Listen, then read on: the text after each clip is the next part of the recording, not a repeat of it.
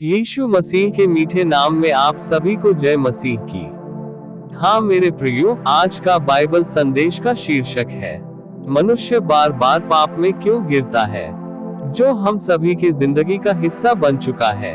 ऐसा क्यों होता है कि हम कुछ बुरा न करने का वादा करते हैं, लेकिन फिर भी उसी पाप में बार बार गिर जाते हैं। क्या आपने कभी सोचा है कि ऐसा क्यों होता है और क्या इससे बाहर निकलने का कोई रास्ता है? बाइबल हमें इस सवाल का बहुत ही सीधा जवाब देती है।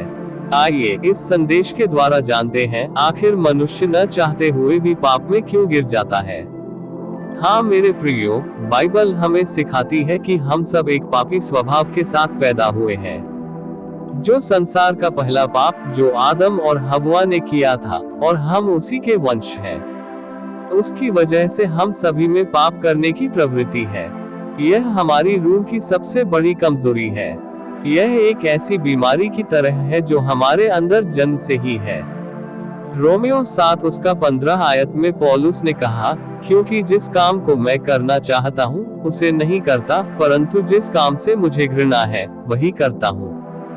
क्या यह आपकी कहानी भी नहीं है? आप जानते हैं कि झूठ बोलना, किसी से नफरत करना, शराब पीना, व्यभिचार करना, माता पिता का अनादर करना या लालच करना गलत है, लेकिन फिर भी आप खुद को ऐसा पाप करते हुए पाते हैं। प्रियो, ऐसा इसलिए होता है क्योंकि हमारे अंदर दो ताकतें लड़ रही हैं। एक तरफ हमारी आत्मा जो भलाई करना चाहती है, और दूसरी तरफ हमारी पापी प्रवृत्ति जो हमें बुराई की ओर खींचती है।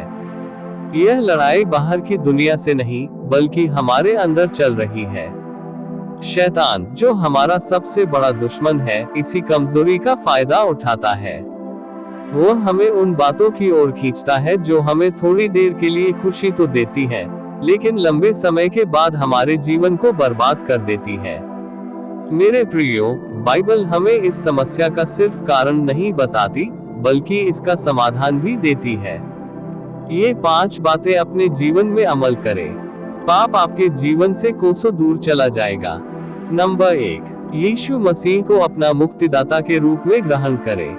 बाइबल का सबसे बड़ा संदेश यह है कि यीशु मसीह हमारे पापों को माफ करने के लिए क्रूस पर मर गए और तीसरे दिन मृतकों में से जी उठे।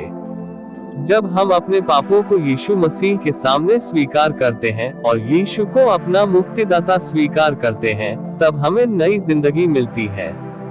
यूहन्ना 14 उसका 6 आयत में यीशु ने कहा, मार्ग, सत्य और जीवन मैं ही हूँ। प्रियो, इसका मतलब यह है कि यीशु ही वह रास्ता है जो हमें पाप के चंगुल से आजाद कर सकता है। जब हम उसके पास आते हैं, तो वो हमें एक नई आत्मा और एक नया स्वभाव देते हैं, जो पाप से लड़ सकता है। नंबर 2, परमेश्वर के वचन को जानना और उस पर चलना। हाँ मेरे प्रियो, बाइबल हमारे लिए एक दीपक की तरह है। जब हम इसे पढ़ते हैं, तो हमें पता चलता है कि क्या सही है और क्या गलत। भजन संहिता 119:105 कहता है, तेरा वचन मेरे पांवों के लिए दीपक और मेरे मार्ग के लिए उजियाला है। पाप के जाल से बचने के लिए रोज बाइबल पढ़ना बहुत जरूरी है। यह हमारी आत्मा को मजबूत बनाता है और हमें सही फैसले लेने में मदद करता है। जब हम परमेश्वर के वचन से भरे होते हैं, तो शैतान के प्रलोभन हमारे ऊपर हावी नहीं हो पाते। नंबर 3, लगातार प्रार्थना करें। प्रियो, प्रार्थना परमेश्वर से हमारी बातचीत है। जब हम प्रार्थना करते हैं, तो हम परमेश्वर के करीब आते हैं और उनसे मदद मांगते हैं। जब आपको पाप में गिरने का प्रलोभन हो, तो तुरंत प्रार्थना करें। परमेश्वर से शक्ति मांगे कि वह आपको उस बुराई से दूर रखे। मत्ती 26:41 में यीशु ने कहा, जागते रहो और प्रार्थना करते रहो कि तुम परीक्षा में न पड़ो।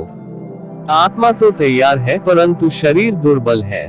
प्रार्थना हमें मानसिक और आत्मिक रूप से मजबूत बनाती है। नंबर 4, पवित्र आत्मा की अगुवाई में चले। प्रियो, जब हम यीशु पर विश्वास करते हैं, तो परमेश्वर हमें अपना पवित्र आत्मा देते हैं। पवित्र आत्मा हमारे अंदर रहता है और हमें सही रास्ता दिखाता है। वो हमें पाप से घृणा करना सिखाता है और भलाई करने की इच्छा जगाता है। गलतियों 5:16 कहता है, मैं कहता हूँ कि पवित्र आत्मा के अनुसार चलो तो तुम शरीर की लालसा को पूरा न करोगे।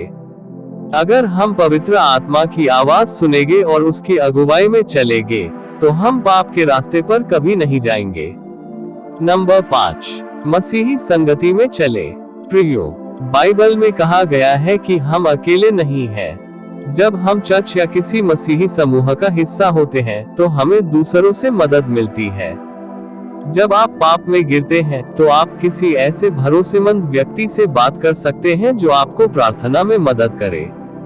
इब्रानियों 10:24-25 में लिखा है, और हम प्रेम और भले कामों के लिए एक दूसरे को उभारे और एक दूसरे के साथ इकट्ठे होना न छोड़े। मेरे प्रियो, एक दूसरे का सहारा बनकर हम पाप के प्रलोभनों का ज्यादा बेहतर तरीके से सामना कर सकते हैं। हाँ मेरे प्रियो, यह लड़ाई मुश्किल है, लेकिन यह नामुमकिन नहीं है। जब हम यीशु मसीह के पास आते हैं, तो वह हमें पाप के इस दलदल से हमेशा के लिए आजाद कर देगा। अगर आप इस लड़ाई में अकेला महसूस कर रहे हैं, तो आज ही परमेश्वर से प्रार्थना करें और उनसे मदद मांगे। वह आपको कभी नहीं छोड़ेंगे। प्रभु का इस संदेश के लिए वीडियो को एक लाइक जरूर करें, शेयर करें और चैनल को सब्सक्राइब करना न भूलें। ऐसे ही बाइबल संदेश सुनने के लिए गॉड ब्लेस यू ऑल।